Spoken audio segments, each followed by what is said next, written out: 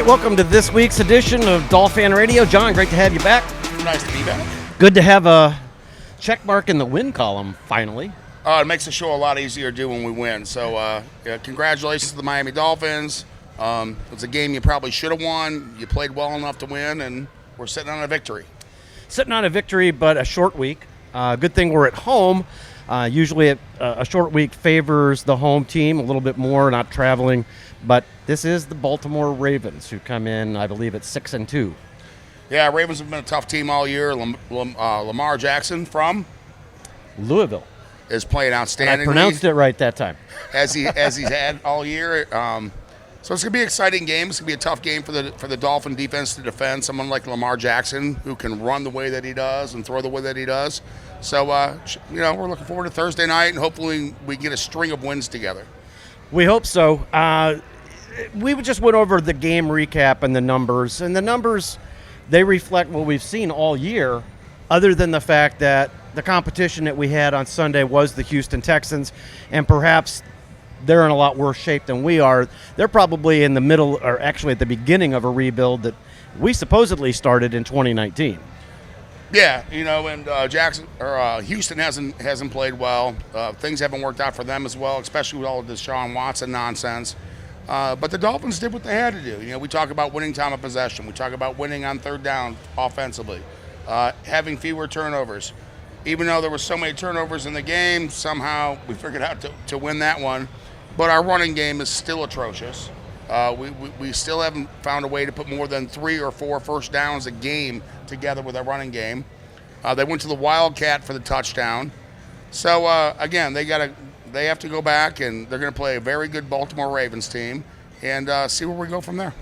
Well, if we can get through this week, possibly with a W, I don't see it happening when we get down to talking about our predictions for the game. I don't even think it's going to be close, to be honest with you. I think the Ravens come in as a 7.5-point favorite. Yeah, but Buffalo went into Jacksonville and got beat last week, so that's why you play the games. That's true. We were considered to be better than Baltimore when the season started. We haven't played well enough, but there's enough talent on that Dolphins roster to line up and beat Baltimore.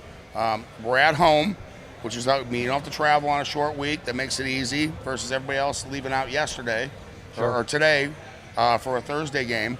So, hopefully Tua's going to be out again with that injured finger. Most likely. He's still somewhat of a game-time decision, but I think if you're this far in the week and you haven't declared him he's going to be starting, probably going to sit. Well, we've talked about what Flores does with the injury report, and you can't trust anything the Dolphins say with an injury report. So Tua may be even healthy, so who knows about that. But right now, it looks like Jacoby Brissett's going to come out and play and get another opportunity. I want to think about or ask you what you think this does for Tua moving forward. He's been hurt a lot this year. He's been hurt a lot last year. Of course, he came out of college injured. Does this hurt him moving forward with the Dolphins organization? Is this going to spark up all that trade talk again in the offseason and possibly even trade talk about other quarterbacks? He hasn't been healthy. He's played okay. He hasn't been healthy. He's out almost every other week. They're going to continue to talk about trades and talk about getting a new quarterback, and Tua's not our guy till Tua proves this to the organization that he is the guy. And right now, he hasn't had the ability to stay on the field. It's not all his fault. I mean, injuries do happen. But when you're hurt constantly, sooner or later, the organization and the fans move on from you. Absolutely, and I know a lot of the fans are moving on from him. And a lot of them are the same fans that were willing to go in there and chant his name when the whole Deshaun Watson controversy and trade talk was going on. And now those same fans have kind of had it with him being injured and not on the field. Well, again, the Dolphins are putting out a losing product right now. We had high expectations for this football for this football team. Things aren't working out for us. And, we thought our receiving core was going to be one of the best groups this year. Preston Williams hasn't done anything. Devontae Parker's been hurt every other week. Will Fuller has not shown up at all. Well, this will be the 10th game, and he's only played in 2. Well, it's a good way to make a living if you can keep it up. So far, he's making $5 million a game if he doesn't play another one. Well, you know he's not getting beat up if he's not on the field. So, Oh, he's healthy to go sign that free agent contract with somebody else next year. well, that's always a problem. Gesicki came out and had a great game, almost had the hat trick. Almost. Three one-handed catches in a row. So I was really happy to see Gesicki play better than he has. He's been playing decent. But I think the story for the offense this year is Waddle. For being a rookie, he was targeted 10 times, caught 8 balls. We don't have the protection to get the ball deep down the field to him. I was just going to say that. We've been throwing the underneath routes. But if you target him, he's most likely going to catch it. Well, and let's come back to, you just mentioned the protection, quarterback protection. Our offensive line is still a mess. We've tried the experiment with moving Eichenberg over to tackle, moving Jackson inside to guard, but we have 3 guys on that offensive line. You got Jesse Davis, then Jackson, and Eichenberg, all tied with 37 quarterback pressures on them. 3 guys on our offensive line alone. I'm dumbfounded with that. He's speechless, folks. I don't think I had 37 pressures in a career. I probably didn't have 15 pressures. So I only gave up 3 sacks in my entire life. I don't even understand how you can give up that many pressures. On slide protection, all you got to do is set the edge. Once you set the edge, the guy's got to declare inside or outside. It's such an easy way to protect the quarterback. I can't even understand how you give up a sack on slide protection. More or less, give up 37 pressures per piece. Yeah, and Liam Eichenberg, if you go back and you look at that really nasty sack on Brissett, I believe is in the second quarter or the third quarter, I can't remember. But I think it was actually the third quarter. I mean, he just got completely leveled from behind, fumbles the ball, and Eichenberg got beat so bad. But I'm not going to put that on Eichenberg. He's a guard playing left tackle because we had no other option. So, I mean, the big saying is there's 2 positions on the offensive line. There's left tackle, and then there's everything else. So you have Eichenberg out there trying to play left tackle when really he's a left guard or a right tackle. But it's because you've got a guy in Austin Jackson that can't set that edge. Well, that is, but that's not Liam Eichenberg's problem. He's trying to be part of the solution, not part of the problem. He's playing out of position, and I think he's played fairly well.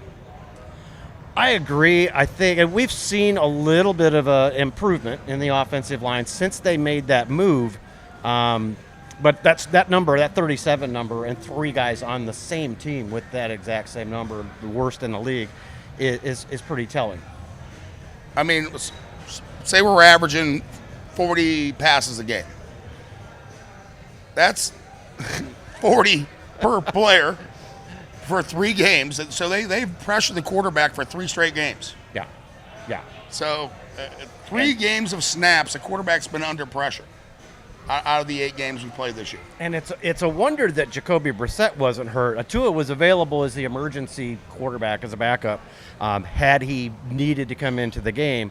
But I look back on that sack that he took. I mean, completely blindside, didn't even see the guy coming in on him, hit him in the back. The ball comes flying out, and I'm thinking, is he even going to get up? Yeah, I mean, thank God he did get up. But 2 was there in a reserve role, a reserve capacity if needed. But this all starts because we can't run the football. If we can run the football, we're going to take a lot out of other teams' pass rushes. But as long as we're only getting 3 to 4 first downs a game running the ball, it's going to make a lot of third downs and a lot of sack opportunities for a very poor offensive line. Especially when a defense knows that you're going to end up throwing the ball and they can just tee up on you. That brings us to, and we've discussed this so many times, it brings us to all the various decisions that were made by management, by the coaching staff, to get us into the mess that we find ourselves in. And I know that they thought they had the guys that they wanted.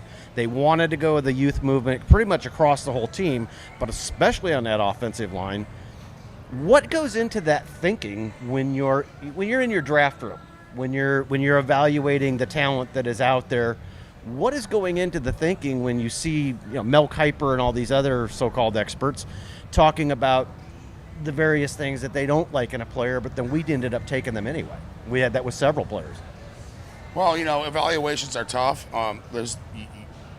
You can overlook things, and then you can look into things too harshly. Too much. Sure.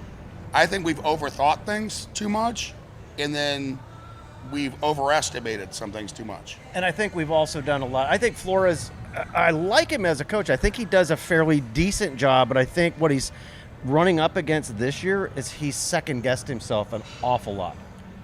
Yeah, there's been a lot of that going on, but when you're a 1-7 football team or 2-7 football team, you're going to start second-guessing some of the things that you've done.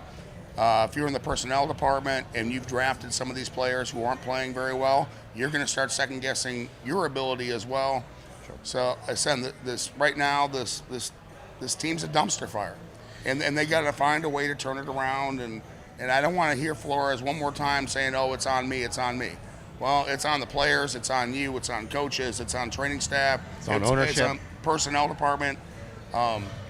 So they have to get to a point where they can understand where they're at and then make some strides forward. Absolutely. And do we see changes coming? My personal opinion and what I've been reading, I think that Flores survives this season. I think he's going to get a chance in 2022. But that's not necessarily the case when it comes to Chris Greer. No, I think a decision is going to be made in the front office about Chris Greer. I don't think he's got a good feel. We're missing on too many high draft choices right now, and our free agents that we're bringing in are not working as well. So there's going to be a lot of heat on Chris Greer. I think Flores would survive a regime change if it came down from ownership. I'm not sure if Chris Greer has the ability to overcome that. Well, that's kind of what I'm thinking, and that might be one of the changes that we see in this offseason. Interesting note, we got the Ravens Thursday night, tomorrow night. Here was a breakdown. This was from the Sun Sentinel this morning, and this was basically who has the edge on the matchups in the running game, the passing game, versus our defense versus their offense versus their defense versus our offense, so on and so forth. They had the edge in every single statistic except for the intangible, and that intangible that I mentioned was that we're at home, and the home team has usually got a little bit of a better chance on a short week. Of course, but our defense is one of the worst in the NFL against the pass. The Ravens are going to win that. The Ravens have a better running game than our run defense is doing right now. Ravens are averaging 160 yards a game. On the ground. And the Ravens defense is playing better than our offense. So, seems – and, again, the intangible is being at home, being a short week, and the travel. That gives the Dolphins that part of the edge. If they can come out and play well and put it all together, they'll have a chance to beat the Ravens. If they don't, it's going to be a runaway by Baltimore. Absolutely. Do you have – I want to go ahead and go into the predictions because you and I have been talking about this for quite a while, and we want to cover the playoffs down here for high school football. I think that's something we've been talking about for quite some time, and it is getting ready to happen. Got a whole bunch of teams this week with a bye week, but we're going to go ahead and discuss those teams. So my prediction for tomorrow night's game, not good. Yeah, mine wouldn't be favorable either. Baltimore comes in 31-10 and runs away with it. I'm thinking maybe even worse. I would say the over and under is 47.5, and I'm thinking Baltimore almost covers that by themselves. I'm thinking 45-10.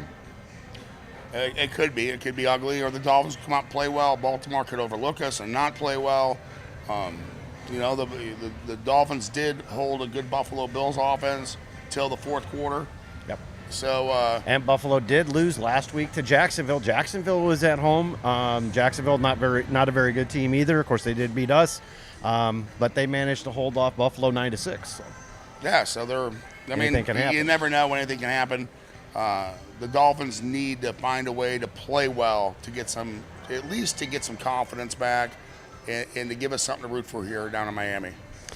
Absolutely, and I hate to say that, folks. This is my team. Miami Dolphins have been my team since I was, knee-high to a grasshopper. But this game just tells me that the Ravens are just so much better. way better than the Dolphins are. And we were supposed to be right there with the Ravens, and probably a lot of people thought we were better than the Ravens as we headed into the season. It just hasn't gone that way. No, it has not gone that way this year at all. We've struggled. We haven't came together. We haven't played well. And the Dolphins are in a fight every week now. Yep. All right, so let me go ahead and pull this up. I hate when these things do this. You're trying to scroll through the article and you skip by the read more. So, but I got that button up now. All right, so we'll start with Class 8A. I didn't even know they had Class 8A. All right, so Palm Beach Central finished the season undefeated. They clinched their spot by winning its district. They're the top seed in Region 2. They'll face Fort Pierce Centennial at home in the first round. Any thoughts on that game? Well, I tell you what, I used to recruit Palm Beach County. I used to love going to Palm Beach Central. And I'd be like, I want him, I want him, I want him. And it was always no grades basketball. So oh, wow. Palm Beach Central has struggled in the classroom for a lot of years with a lot of those kids, but they always have great talent. And if you know anything about Fort Pierce, I used to coach Little League in that same conference. Fort Pierce had a team that went I think they won 4 years in a row. And those kids are now all at Fort Pierce Centennial. Oh, wow. So they're going to. Wow. It's going to be a good football game. Palm Beach Gardens. No, it was Palm Beach Central. Palm Beach Central has better athletes. Fort Pierce is better coached. I'm going to go with Fort Pierce. Oh, upset. Nice. All right. Forest Hill earned the 4th seed. They're going to host a first-round game, and they'll face Vero Beach. Oh, tough. Forest Hill couldn't win at football for 30 years. They have not been able to win. It's been a doormat. I mean, even when I recruited Palm Beach, I wouldn't even go into Forest Hill. And then one of my ex-coaches took over, a guy named Kurt Van Valkenburg, who was a longtime defense coordinator for FAU. He took over and started winning some games up there at Forest Hill. So I like Forest Hill. I lost a lot of money in Vero in a subdivision one time. So okay. I'm taking it out of money reasons. And the fact that Forest Hill's been bad for so long, I'm happy it's about for time, them. Right? Okay. They've been bad about as long as South Plantation has. Probably. My alma mater, sorry for all my fellow South Plantation Paladins, but yeah, we've not been very good for years. You know, an interesting thing about South Plantation, their first year, this is our 50th anniversary this year of the school. 1971, their first year open with students, they won the high school, they won the state championship. And they haven't won since. All right, let's move on to Palm Beach Gardens and Wellington. Now, they've both earned at-large bids in Region 2. The Wolverines are the 6th seed. They'll travel to Orlando. They'll face Boone. And the Gators, they're the number 7 seed, and they're going to face Port St. Lucie Treasure Coast on the road. Well, we'll talk about Palm Beach Gardens is a well-run program, and it's been a great program for years. A lot of kids playing on Sunday went to Palm Beach Gardens High School. Nice. And I love the program, and I love the school, so I'm going to go with Palm Beach Gardens. And what about Wellington? Wellington is a typical middle-class town, way out west in the Everglades. Not way out west, but it's west for South Florida. And, they're competent. I mean, they get some good players every year, but Palm Beach Garden usually has a lot more talent than Wellington. Okay. Very interesting. And it's great because, you follow this. You've coached it. You raised your kid. He's playing. We're going to talk about his team here in a little while. So you know this. So this is great information for anybody that's watching in regards to what's coming up in high school football. In Region 4, we got Western. They won their district. They earned their top seed. The Wildcats are going to host 8th seed Stoneman Douglas. Wow. So Western versus Stoneman Douglas. Now, I know Stoneman very well. A lot of the players there that I've coached. Right. And then I know a lot of the people over at Western High School. But Stoneman Douglas will lose to Western High School. Western's put a good program together here over the last few years. I think Stoneman might have been better if so many of the kids from Parkland didn't go to private school. So many of the kids in Parkland would have stayed in Parkland versus the kids going to Gibbons or St. Thomas or Calvary Christian. Right. I think Stoneman Douglas would have had a chance. But after the school shooting that was there, they had it going, and the school shooting happened. The coaches changed. And then a lot of the parents up there, and myself included, after the shooting, we moved our children out of the school because, of all the. Yeah, it was a very emotional thing for everybody. Oh, absolutely. And just an update for those that don't know, but you've probably been living under a rock if you don't know this, but that shooter, he did plead guilty to all charges. Yes. And now it is going to go to a jury to determine whether or not they're going to give him the death penalty. Yep. So if you're looking at Stoneman Douglas, watch a kid named Chris Cepeda. He's a cornerback. He's playing great. And then the quarterback is another friend of mine's son, and he's playing very well. Some people think that he's one of the best quarterbacks in Broward County. So it's going to be a good game. So it's going to be a good game, but Stoneman Douglas just won't be able to hang it. I don't think they can handle Western. All right. Let's moving on to Deerfield Beach, number 3 seed. They're going to host 6th seed Boca Raton. Deerfield's going to run away with it. It's not even going to be a close game. All right. What about Coral Glades, the number 7? They're going to face Miami Palmetto on the road. Miami Palmetto. It's not even close. Coral Glades is a struggling football team. They haven't played very well, but I'm going to go down there in Miami for that one. All right. Moving on to Class 7A. This is, I can't even believe. I think when I was in high school, I think we had 6A was like the highest. But Class 7A, we got Seminole Ridge. They're the only local team that earned a spot in Region 2. They picked up an at-large bid. They will, and then the Hawks, they are the number 6 seed. They're going to face Melbourne in the first round. Wow. Melbourne, again, a kid that played for me and played for the Colts, Chris Laskowski, coaches up at Melbourne. Melbourne, them and Cocoa Beach play really good football up there. So I'm going to go with an upset because I'm going to go with Rockledge. Or was it Rockledge, right? Yes, Rockledge. Yeah, I'm going to go with Rockledge. Or no, I'm sorry. Yeah, no. Seminole Ridge, and then they'll face Melbourne. Melbourne. See, Rockledge is like Melbourne's big brother. So I'm going to go Seminole Ridge on that one. Okay. Now, here we get to Region 4. You know this region well. You know one of the teams in there very well. They have several local teams. One of them is St. Thomas Aquinas. Now, they've won 2 straight Class 7A titles. They earned the top seed in the region. The Raiders will host 8th seed Atlantic, and then another district winner, which is Fort Lauderdale, the Flying L's. They're number 3, and they're going to host Dillard. Dillard's playing great, so I'm going to take Dillard over FAU. Now, Atlantic is a team I love. So, Brandon Flowers played Atlantic, a great corner for the Minnesota Vikings. I didn't recruit him because he was 13th on my list. I took the quarterback, who was number 1. That's the kid I went after. Okay. So, Atlantic always puts out great athletes, but no one's going to beat St. Thomas this year. I know we 3 straight for St. Thomas? 3 straight for St. Thomas, and they put a beating on us, and it could have been worse. Right, you guys lost basically to them on a last-second field goal, wasn't it? No, we lost on a last-second field goal to Heritage. Oh, that's right, We got beat 38-14 to St. Thomas. Oh, ouch. I didn't know. I forgot it was that bad. They beat us pretty good. Jason Taylor, the longtime Dolphin, yeah. He's a defense coordinator on that team. His son's is a tight end who's a great player. So, but I don't see anybody in 7A unless some team pops out of the north that can beat St. Thomas. Seminole Ridge, who did St. Thomas lose? They lost to IMG and they lost to one other school. I can't remember what it was. I can't remember either. So maybe Venice gives them a run.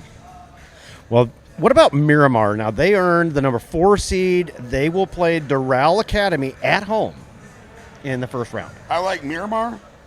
One of my former offensive linemen for FAU is the coach there. He calls me every week. And, just give him a little advice here every now and then. So I pay attention to Miramar.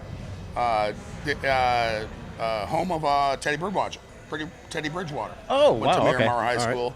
A lot of talent down there in Miramar. I'm going to go with Miramar. Okay. South Broward got an at-large bid, and they're the number 7 seed. They're going to face Homestead on the road. Don't know much about them, except that they're South Broward, but I'd probably take them over Homestead. Okay. 6A, we got Coconut Creek. They earned the number 4 seed, won their district, and the Cougars are going to host South Fort Myers in the first round. South Fort Myers. I'm going to go Coconut Creek. Plantation. They play good football from the time they're kids. I think they won the 11U and 12U 4 years in a row. So all those kids now are older. So they've always played pretty good football down at Creek for quite a while. All right, the Plantation popcorn kernels. They made it to the postseason with an at-large bid. They earned the number 8 seed, and they're going to face undefeated Fort Myers Dunbar in the first round. American Heritage. No, that's Plantation High School. Oh, no, They're you're talking about kernels. Plantation? Yeah. Oh, I didn't know what you That's said. why I said the popcorn kernels. No. Well, I'll take Plantation. Wow, okay. I'm going to take Plantation in that one. All right. They had a big win earlier in the year. I forget who it was against, but they had a nice win. I remember seeing something about that. Yeah, and I was shocked. I was like, "Wow, okay." I wish Maybe it was South South could do. Broward. Maybe it was Might South have been. Broward. They took them to the wire, so it was a good win for them, or a good look at least. Yeah. And now we come up to American Heritage. This is in Class 5A. They're going to start their title defense against 7th seed Boynton Beach. I love Boynton Beach. Another team I used to coach against a lot when I coached. But no one's beaten Heritage. Heritage is going to repeat state champ again this year.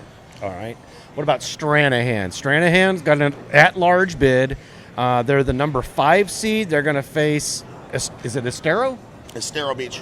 Estero, that's going to start the playoffs for them. I'm not really familiar with them. Stranahan, how they did this year. We were, yeah, I know. I thought we were supposed to play them. That was Flanagan. So we didn't play them. Right. We didn't see them this year. They're okay. Estero though usually has a very good football team. It's funny you mentioned that because you said Flanagan. When we went to see the Flanagan game, when I left the parking lot that night to go over and meet you at the stadium, I accidentally typed in Stranahan. Yeah, but they're on the opposite sides of the county. Yeah, I started. I mean, you're telling me it's about 5 minutes down the road. I put it in. I'm following the directions. I'm like, 20 minutes? Wait, what the? Yeah. So I had to go and take a look, and sure enough, Flanagan. So I get those two mixed up all the time. All right, so here we get very interesting in Class 4A, and we're going to start though Region 3, American Heritage out of Delray. They earned the number 4 seed. They're going to host 5th seed Glade Central in the first round. Wow. I would have said Heritage Delray, but we stole their quarterback and their center from last year's team. So wow, okay. Their quarterback and their center's on our team now, Cardinal Gibbons. So, but Glade Central, if you can ever just watch a high school practice, drive out to the lake to Glade Central just to watch practice. Really? That good? They get after it. The whole town's involved. It's one of my favorite schools in all of Florida. Just to go out there to the lake and watch those kids play, especially if you ever get a chance to go to the Muck Bowl with them in Pahokee, please, it's well worth your time to go out there and see quality football and the kids playing the lights out.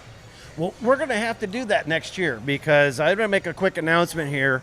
Despite the bad season that the Dolphins have had, I did get notification from the Miami Dolphins season ticket office. They wanted me to re-up my tickets, of course. So I said, okay, I'm going to do it. So I'll be coming back down here next year. So we got to go hit some high school football. Some great high school football. And that's one here. you got to make sure you take me to. All right. We're going to pass by this horrible – no, I'm just kidding. So we got Cardinal Gibbons. Now, they're the reigning Class 4A state champions. They're the number 2 seed in Region 4. They earned a bye for the first round of the playoffs, so we don't know who they're going to play yet. We'll play Pinecrest next week. Okay. See, now this is a big problem in 4A. There's been a lot of chatter about this. None of these 4A schools, other than Cardinal Gibbons, played anybody this year. So we had to play 8A schools, 7A schools, played the number 1 team in the state, played St. Thomas, played American Heritage Plantation. The team across the... We played Buckles in Gainesville. So we've had to play everybody. There's a lot of people are mad because nobody can understand why Pinecrest and Loyola got in. Loyola's had 10 wins, but they didn't play anybody this year. Right. So we ran the table on Pinecrest a couple weeks ago. We beat them by 40 or 50. Oh yeah. So, but they're both good schools. I hope Pinecrest wins that game. All right, here we go with Calvary Christian. They didn't play in Week 11, but the Eagles made the postseason. Number 5 seed. They're going to travel to Miami to play Booker T. Washington in the first round. Booker T. Washington all day long. That's a tough match. I like Calvary Christian. Another person I coached with at FAU, and he was also my graduate assistant at the University of Louisville, Kirk Oza. He's an excellent football coach.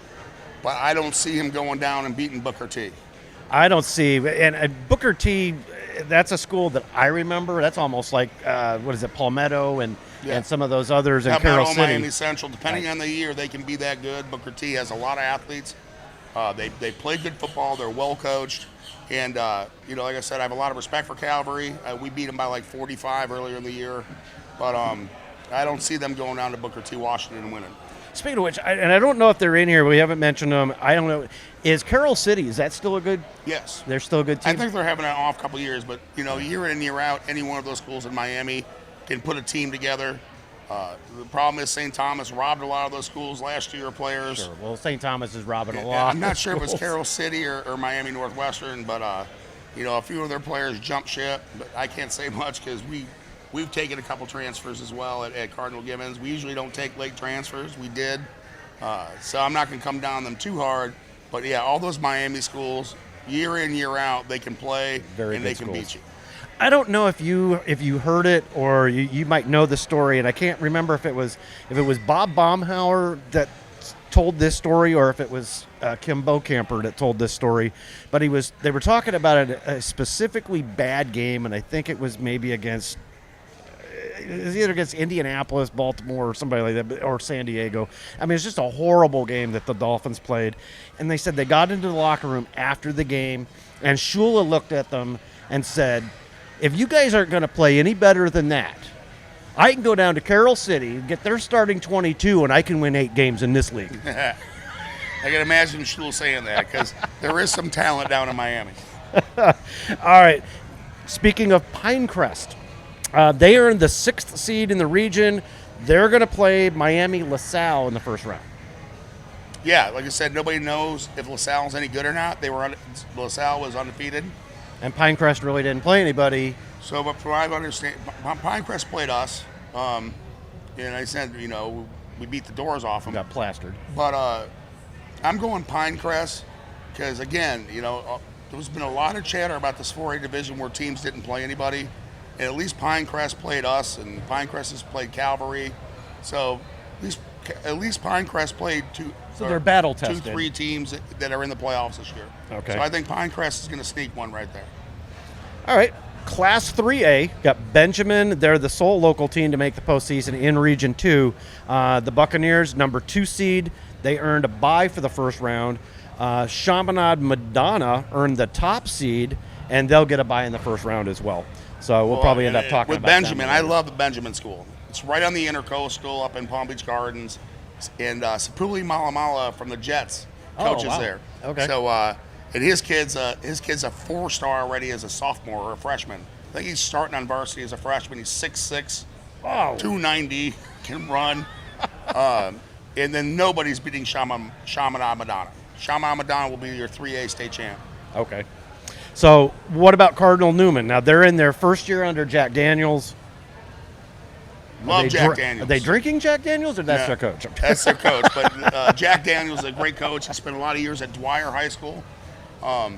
He's one of my favorites. He's one of my favorite high school coaches. I campaigned for him to get the FAU job about 10 years ago. I thought he would be a great fit down here, and I thought he was ready to coach college football. So I'm really excited for Jack. And Cardinal Newman, we played this year as well, and beat them pretty handedly. But again, they're playing up. At least they played us. So I'm rooting for Cardinal Newman. Well, they're going to host St. Andrews in the first round after the Scots vaulted into the 6th seed with a win in the season's final week. Yeah, St. Andrews is, it's not known as a football school. It's a great school to go to. I mean, I would send my kid there in a heartbeat. And I have a couple players that I coached at youth that are there. So I love that school, but, I am a Jack Daniels fan, and I love Cardinal Newman. Budnick, Coach Budnick. Budnick, okay. And then Steve Walsh, the famous Steve Walsh, coached there and played there. Oh, fantastic. Well, and this is what's really great about this, because you live down here, your kid's in this, so you really know all of these high schools. What about when we get to Class 2A? What are the sizes of these schools when you get this to 2A and then even 1A? What are the sizes of these schools? Well, if you start at 8A, you have over 5,500 kids.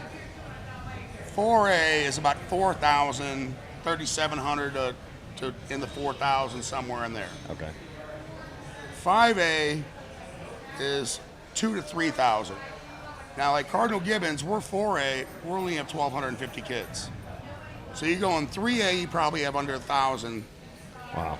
and that's in the whole high school. And then so you get down to 2A and 1A. Those are You got really 40, tiny 50 schools. kids in your class. Wow. In your graduating class, 40, 50 kids probably in your graduating class. You're between 200 and call it 800 students.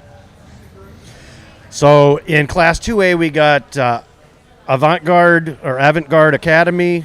This is in their first season under former U School coach Daniel Luke. They finished the regular season undefeated. They earned a top seed in the region. They'll get a bye week to start the postseason. Glades Day got the number 3 seed in Region 4, and they will host 6th seed Westminster Academy in the first round. Yeah, Westminster is right up the street here. Right. Westminster should win that game, but again, Glades Day is a great small little, religious school out there on the lake. They usually play good football. Usually have a D1 player will come out of there every couple of years. All right, and then in 1A, they've got a bye for the first round, so we can't talk about them until later, but that's Pahokee. Well, Pahokee puts out Division I players every year. They're a lot of fun to watch. Wow. And that Pahokee Glades Central, that's a great game. It's called the Muck Bowl. It's a fantastic game to go watch, a great atmosphere. But Pahokee, those kids can play out in Pahokee. Well, that wraps up high school football so far. We'll come back next week. We'll have some more information. We'll have the winners from this week's games. We'll have next week's matchups. And that's going to be very interesting as we move forward to see who can repeat as champions, and is there going to be some surprise team steps up there and makes a difference in high school. So, great show. I loved talking about high school. I thought that was fantastic. It's the first time I've lit up all year. He's got to be rooting for something. I can't root for the Hurricanes, really. They're not playing well. No, but they are 5-4. Yeah, but I can't really root for Florida State, FAU, FIU. I'm pulling my hair out. So at least give me some good high school football. And if you ask anybody, there's not a better day to play than Friday night. Friday Night Lights, even people that are Hall of Fame will tell you that was the most pure the game's ever been and the most fun the game has ever been for most players. Yeah, absolutely. My high school in Chicago is first time they've ever been in the third round of the playoffs right now. So even my hometown celebrating. Wow. So, yeah, everything's been working out well. I'm enjoying the bye week this week, though. So. Well, that's definitely, and you need that. Even in high school, you got to have, if you can earn it, you need that bye week. Rest up, get your guys healthy, get them that much deserved rest, and then go at it. Yeah, my son and I are leaving Friday for North Carolina. We're gonna go up and take a visit to Western Carolina. They've been very interested in him, so we're gonna go up and take a look at them this weekend. A little road trip for me and my boy. There you go. So looking go see a good college game this weekend, and then come back and get ready for the playoffs next week. Well, good luck with that, and I hope that I wish him the best. I hope you get an offer. That'll be fantastic. Well, they're all calm, but the big the first signing day is going to be the 11th of December, or is it November 11th? I think it's December 11th. It's got to be December 11th. And then everyone else is going to wait for the portal to hit. Right. Because the kids transferring college is totally changing high school recruiting right now. Yeah, we talked about that yesterday. And then we have the second week in February is the signing date. So since we brought that up, explain to everybody what that means now. You have signing day, and then everybody's waiting on that transfer portal because you don't have to wait. You don't have to sit out the year anymore because of COVID. You don't have to sit out anymore. So what happens basically is the problem right now is a lot of people got a 6th year because of COVID. So all those scholarships, usually a team has 20 scholarships a year. Right now, most teams only have between 6 and 9 scholarships because they had to hold these kids over for another year because of COVID. So there's no scholarships available. So teams that are limited on scholarships right now, what they're going to wait for is these kids will enter into a transfer portal. That means anybody can come recruit them now. So, I mean, if you're a wide receiver and you're the 4th wide receiver at Clemson, and you're like, heck, I'll go into the portal and maybe Notre Dame grabs me, or maybe Alabama or USC grabs me, or maybe I have to go down a level and I'll go to a Cincinnati. Or as long as I can move up and I can play. But then you have a kid at Cincinnati who's like, okay, I'm not playing at Cincinnati, so I'm going to go in the portal. So now maybe a MAC school wants him, or a 1AA school. So everyone's waiting for the portal to happen to know how many, if they're going to take any of those guys before they're going to offer high school kids now. So high school kids, there's not going to be many offers as there used to be. They're going to take their high school kids, but then they're going to look at the portal and fill up those last spaces with the portal. Does that make a lot of high school players look at prep school after their senior season more now? That's what's happening right now. A lot of kids are deciding to go to the prep school route, and especially because of COVID. I mean, when you're fighting, you only have a third of the scholarships you used to have. It's hard to get one. So a lot more players now have to decide either, one, are they willing to walk on and pay for their own college and then hopefully get a scholarship, or two, take a free year off, go to a prep school. You know, the good ones in the Northeast are like $30,000, $40,000. Right. Or they want to go the junior college route. So there's a lot more decisions players have to make now because of the limited numbers of scholarships, and then the exponent of how many kids are going to be in the transfer portal every year. My feeling on that, though, I don't think JUCO is the right route to go. If I were a parent and I was in your situation where I want my kid to go to a good school, but I need him to get exposed, for football, so he's got the best opportunity to play for somebody that's going to be meaningful for him moving on, I would put him in prep school in a heartbeat versus a JUCO. Yeah, but it's financial means. I mean, lack of financial means and advantage of financial means makes a lot of these decisions. So, junior colleges get full scholarships to pay for everything. Prep schools don't. That's true. You make a good point there. So it does come down, as everything comes down to dollars and cents. All right, well, we will see you guys next week for another show here right on Dolphin Radio. I'll be back in the studio in Las Vegas. John, any final thoughts as we head into the Baltimore game? No. I know, I feel the same way. I mean, we keep talking about this, like beating a dead horse. They got to play better. They got to come together. They got to find a way to move the football. They got to find a way to stop people from moving the football. And hopefully we take a positive step in the right direction this week against Baltimore. Hopefully. And we will see you back here, Dolphin Radio, next week, hopefully with another check mark in the win column. I'm Brad Michaels along with John Bach. Thanks for listening. Thanks for watching or listening. And be sure to follow us on Facebook, Instagram, or YouTube. And for more great content, check us out on the web at www.dolphinradio.com.